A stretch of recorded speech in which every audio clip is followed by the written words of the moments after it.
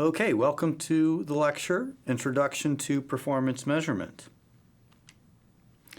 So the objectives of this lecture are to have you understand measurements such as true positive, false positive, precision, and recall, as well as be able to analyze the performance of a machine learning model. Throughout this lecture, we will focus on the use of a decision tree, this one we had learned in previous lectures and modules, that is doing a classification task using a feature-based approach. Here is the test data that we will use in our running example. So we have, with this iris data set, we have the 4 features, and we've numbered the samples 1 through 11. We also have the ground truth class, which is what they really are, but we add 2 more columns. One is the class inferred by the model. So this is the conclusion that the learned model thinks that the flower is.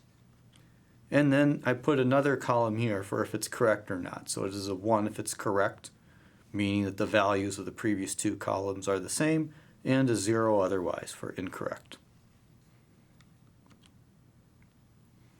So given class X, we're going to define some basic measurements. And the first is true positives. A true positive is just simply the model says it's in class X, and it really was in class X, so it got it right. The next is a false positive. So the model says it's in class X, the sample is in class X, but the correct answer is some other class. A true negative is when a model says this is not in class X, and the correct answer is some class other than X as well. And finally, a false negative, where the model says this is not in class X, and the correct answer happens to be class X. Now, one thing to note, again, is all of these are with respect to a given class. The way we will evaluate a model is we will look at each class individually.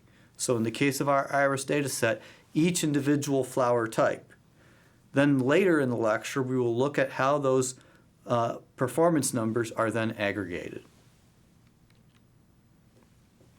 So going back to our data set where we now have a list of which samples it was correct and not, and what the model thought of each given sample, we can make a confusion matrix where we see for the model gave us a value of 0, and there was one sample where it said the model said 0 and it actually was, and that is right here.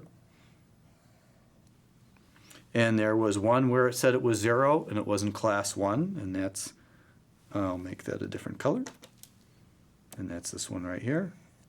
And there was another sample where it said it was in class 2. And so just circle those.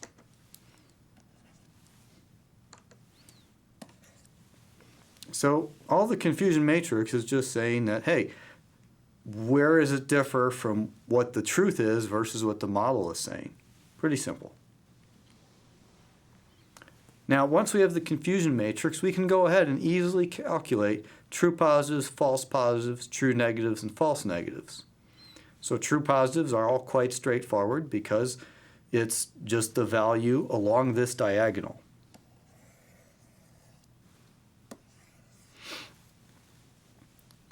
Whereas when you start to look at the other columns, so true negatives is every time where it puts something in a different class that was other than the class in that row. And you could also look at false positives, and false negatives are simply the misclassifications relating to that class. So the first measurement is what's called precision. Sometimes you might hear this referred to as positive predictive value. So here's our confusion matrix and our calculations of true positive, false positive, true negative, and false negative. And precision is simply the fraction of true positive divided by the sum of true positives and false positives. So you could think of this as this is the probability that the model gives a correct result. It's just a fraction of responses for a given class where the model was right. So this is quite intuitive. For class 0, there was 1 out of a total of 1 plus 2. So it was 1/3 of the time it was correct. So it got a 0.33. With the class number 1, the precision is 0.66, and in class 2 it was 0.60.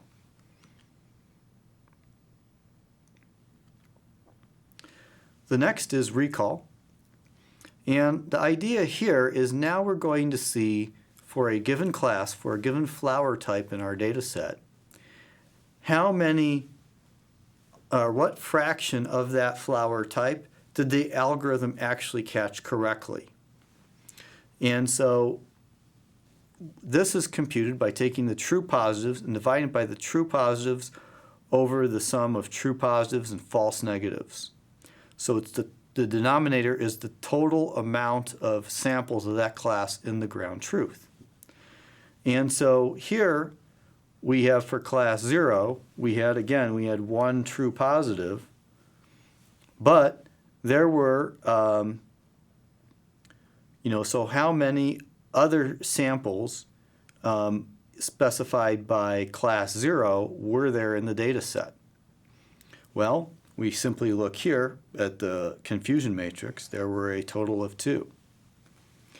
And so, which is also the sum of the true positives and the false negatives, giving us a 0.5.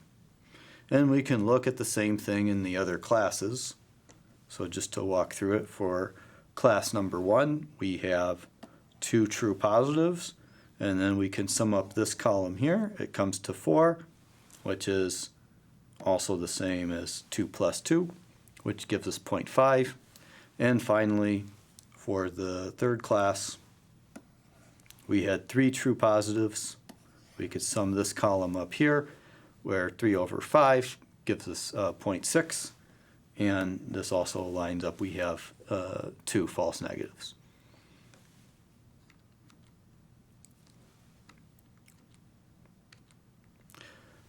The third metric is the F1 score, and this is what's called the harmonic mean of the precision and recall. And all you're doing is you're taking 2 times the precision times the recall divided by the sum of the precision and recall. So notice here that we have now an interesting evaluation of all 3 classes.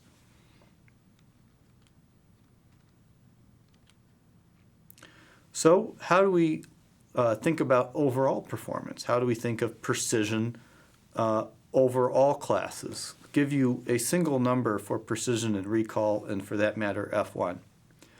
So the most obvious choice is to simply take the average. And in machine learning speak, we call this the macro average, and that's what's seen here.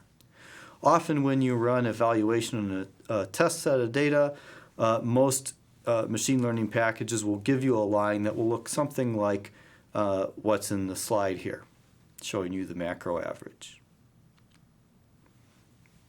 There is a second type of average called the micro average. And here you're computing precision and recall by taking now the sum over all classes in both the numerator and denominator of the true positives in the numerator, and for precision, true positives and false positives, for recall, true positives and false negatives.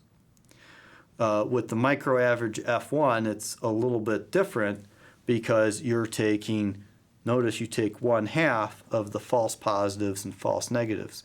That's because they will be double counted otherwise.